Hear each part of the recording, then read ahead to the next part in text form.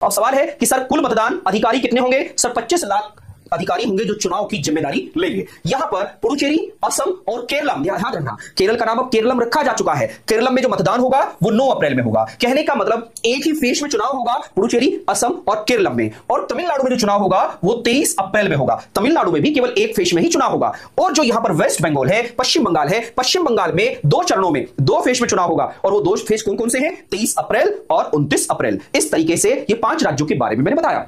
मैं यहां पर आपको यह भी बताते चलूं, जानेश कुमार हमारे देश के चीफ इलेक्शन कमिश्नर हैं और doctor S Sandhu election commissioner हैं एंड डॉक्टर विवेक जोशी भी इलेक्शन कमिश्नर हैं। एक चीफ 2 इलेक्शन कमिश्नर होते हैं हमारे देश में। देश का इलेक्शन कमिश्नर जो कमीशन है वो 6 राज्यों के चुनाव, 6 प्रकार के चुनाव कराता है। जैसे अगर मैं बात करूं, यहां पर ये प्रेसिडेंट का चुनाव कराते हैं, वाइस प्रेसिडेंट का चुनाव करते हैं और एमपी का मतलब क्या हुआ? लोकसभा और राज्यसभा का चुनाव भी ये कराते हैं। इसी के साथ साथ यहीं पर विधानसभा और विधान परिषद। तो कितने चुनाव हो गए? सब 6 प्रकार के चुनाव की जिम्मेदारी देश का चुनाव आयोग लेता है। 6 प्रकार के चुनाव, देश का राष्ट्रपति, देश का उपराष्ट्रपति, लोकसभा, राज्यसभा, विधानसभा एंड विधान परिषद। कितने चुनाव हो गए? 6 प्रकार के चुनाव की जिम्मेदारी देश का इलेक्शन कमीशन लेता है। इसके अलावा गांव का प्रधान, ब्लॉक का प्रमुख, जिला पंचायत अध्यक्ष, यहां का मेयर, पार्षद, इन सब की चुनाव की जिम्मेदारी राज्य का इलेक्शन कमीशन लेता है। यह बात आप लोगों को याद रखना है।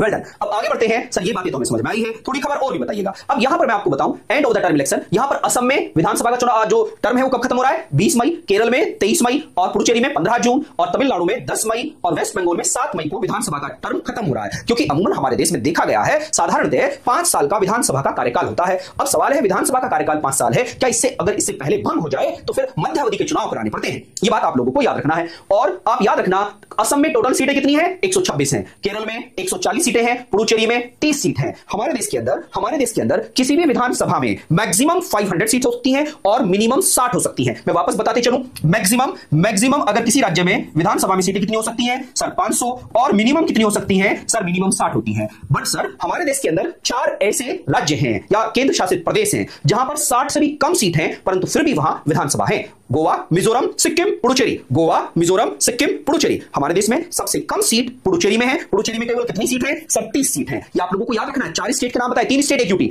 गोवा, मिजोरम, सिक्किम 3 राज्य हो गए और पुडुचेरी केंद्र शासित प्रदेश हो गया, जहां पर 60 से भी कम सीट है, परंतु यहां फिर भी विधानसभा है। सर तमिलनाडु में टोटल सीट कितनी है? 234 है और वेस्ट बंगाल में यहां पर 294 सीटों के साथ नंबर 1 स्थान रखा है वेस्ट बंगाल ने। अगर वेस्ट बंगाल में बीजेपी का खाता खुलता है तो पहली बार होगा कि हमारे पूरब के राज्यों में सबसे बड़ा राज्य वेस्ट बंगाल, वहां पर बीजेपी अपनी स्टार्टिंग कर डालेगी। ठीक है, तो ये बात आप लोगों को याद रखना है। अब चलते हैं आगे। सर यहां पर जनरल की सीटें कितनी है? ये जनरल की सीटें हैं और यहां पर ये एससी की सीटें हैं और ये शेड्यूल ट्राइब की सीटें हैं। इस तरीके से पूरा क्लासिफिकेशन मैंने आपके सामने रख दिया है। कोई पूछे तो आप आसानी से जवाब दे सकते हैं। आइए चलते हैं आगे की यात्रा पर।